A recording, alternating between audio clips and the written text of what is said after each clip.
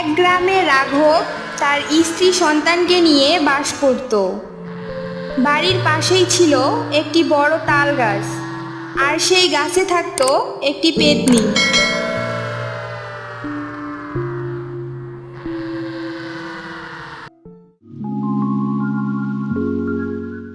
একদিন রাঘব সেই তাল গাছের নিচ দিয়ে যাচ্ছিল। ওহ, তাল গাছের নিচ দিয়ে যখন যাচ্ছি, না হয় কটা তাল পেরে নিয়ে যাই। ভাদ্র মাস তো পড়েই গেল, ছেলেটাকে পিঠা খাওয়াতে পারিনি। যাই, বরং কটা তাল নিয়ে বাড়ি যাই। এই বলে লোকটি তাল গাছ থেকে তাল পেড়ে নিল। পেত্নী গাছের উপর থেকে সব দেখছিল। কিরে মানুষের পুত, তাল পিঠা খাওয়ার খুব শখ হয়েছে না তোর? দাঁড়া, মজা দেখাচ্ছি তোকে। কিরে, তালের পিঠা খাবি? আমায় খাওয়াবি না? না আমি তোকে খাবো? এখানে তো কেউ নেই, কথা বলে কে আবার? যা, হয়তো এটা আমার মনের ভুল। পেত্নী আবার বলতে থাকে, কিরে, আমাকে কি পিঠা খাওয়াবি? এই রাঘব, আমি কতদিন থেকে পিঠা খাই না রে, আমাকে পিঠা খাওয়াবি? ওরে বাবা, আজ মরছি। ভগবান, বাঁচাও আমায়। কে বাঁচাবে? আজ তোর ঘাড় মটকাবো আমি।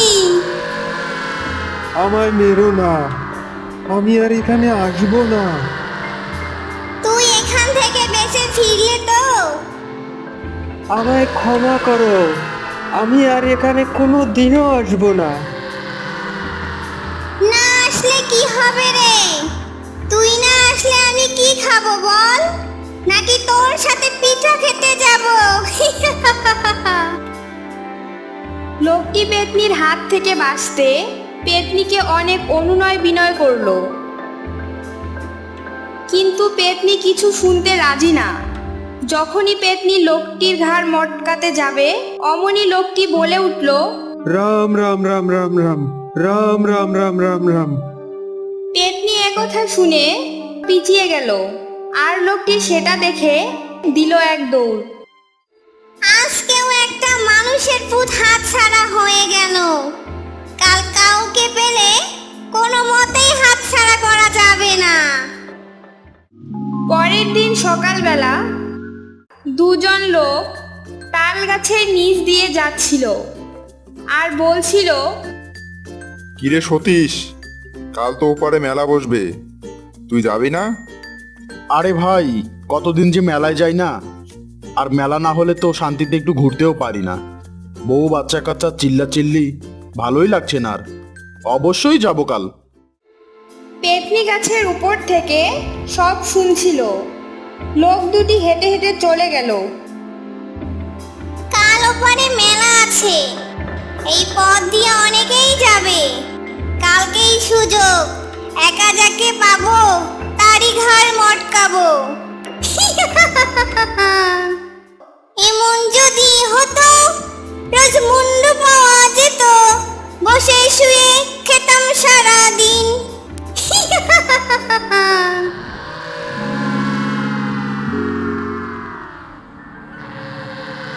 পরের দিন বিকেলবেলা কম বেশি গ্রামের অনেকেই ওই পথ দিয়ে মেলায় যেতে লাগলো।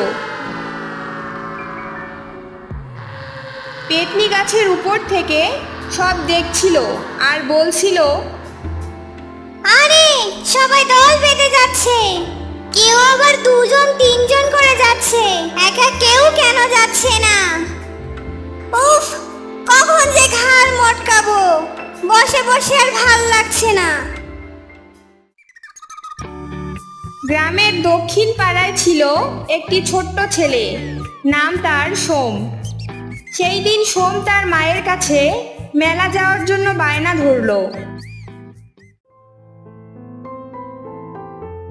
মা, মা, আমিও মেলায় যাব। সবাই মেলায় যাচ্ছে, আমিও যাব। তোর বাবা তো বাড়িতে নেই বাবা, কার সাথে তুই মেলায় যাবি? তুমি আমাকে নিয়ে চলো না।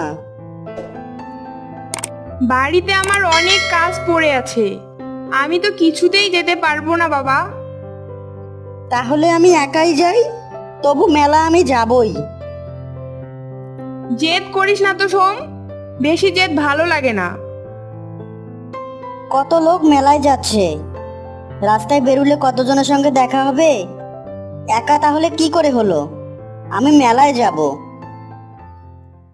সোমের মা জেদ সইতে না পেরে রাজি হয়ে গেল। এই নে 100 টাকা, মেলায় গিয়ে কিছু খেয়ে নিবি। মেলা দেখে সন্ধ্যার আগেই ফিরে আসবি কিন্তু। আমার সোনা মা, ঠিক আছে মা, আমি তাহলে যাচ্ছি। এ কথা বলে সোম মেলায় যাওয়ার জন্য ওই পথ দিয়ে হাঁটতে লাগলো। পেতনি গাছের উপর থেকে সোমকে দেখতে পেল আর মনে মনে খুশি হলো। এইবার পেয়েছি একজনকে। কি মজা হবে। সোম গাছের নিচে আসতেই পেতনি শুনতে পেল সোম যেন কি একটা বলছে। মেলায় যাব, মেলায় যাব, হাতি খাবো ঘোড়া খাবো। মেলায় যাব, মেলায় যাব, হাতি খাবো ঘোড়া খাবো। এ কথা শুনে পেতনি অবাক হয়ে গেল আর বলতে লাগলো, ওরে বাবা, এতটুকু ছেলে বলে কিনা হাতি খাবো ঘোড়া খাবো। এ নিশ্চয় মানুষের পুত নয়। আমি এত বড় পেতনি হয়েও একটা হাতি খেতে পারি না, আর এতটুকু ছেলে কিনা হাতি খাবে ঘোড়া খাবে। পেতনি সোমকে ভয় দেখানোর আর সাহস করতে পারল না। সে সোমের ফেরার অপেক্ষায় রইল। এদিকে সোম মেলায় গিয়ে মনের আনন্দে বাতাসা খেলো। এরপর সোম বাড়ির দিকে রওনা হলো আর বলতে লাগলো, মেলায় গেলাম, হাতি খেলাম, ঘোড়া খেলাম, বাড়ি এলাম। এদিকে পেতনি আবার এ কথা শুনে ভয় পেয়ে গেল। এই ছেলে এসব কি বলছে? আমার আর এখানে থাকা ঠিক হবে না, নয়তো এই ছেলে একদিন আমাকেও খেয়ে ফেলবে। এই কথা বলে তাল গাছ ছেড়ে এবং ওই গ্রাম ছেড়ে পেতনি অনেক দূরে চলে যায় আর কখনো কাউকে ভয় দেখায় না।